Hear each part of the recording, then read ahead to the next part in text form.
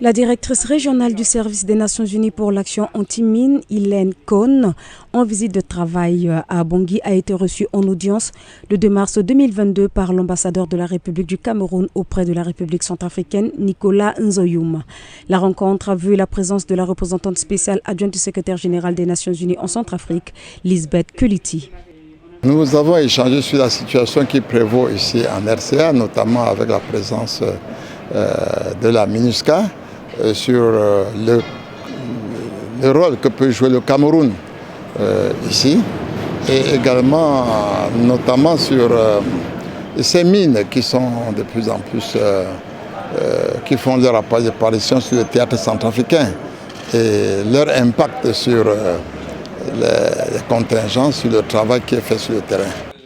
La délégation s'est ensuite rendue au ministère de la Défense nationale et de la reconstruction de l'armée centrafricaine où elle a été reçue par le ministre Claude Rameau-Biro. C'était une rencontre qui a été très bien appréciée de monsieur le ministre de Défense parce qu'il cherche le soutien. Il a reconnu que les compétences ne sont pas là et que l'UNMAS peut vraiment remplir cette vide.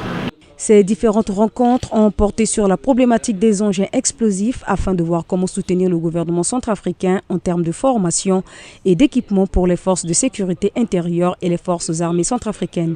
La directrice régionale a réaffirmé l'engagement de la MINUSCA de soutenir le gouvernement centrafricain. On est capable de soutenir avec la formation et la planification d'une réponse qui peut aider au FACA IFSI de se déployer mieux protégé de la menace pour qu'ils puissent mieux protéger les communautés du même menace. Parce que cette menace a paralysé l'aide humanitaire, paralysé le déploiement de notre force, de nos collègues qui veulent investiguer et protéger les civils.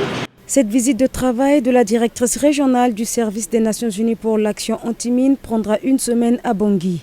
En 2014, ce service des Nations Unies pour l'action anti-mine a été établi en tant que section de gestion des armes et des risques d'explosion au sein de la MINUSCA, conformément à la résolution 2552-2020 du Conseil de sécurité.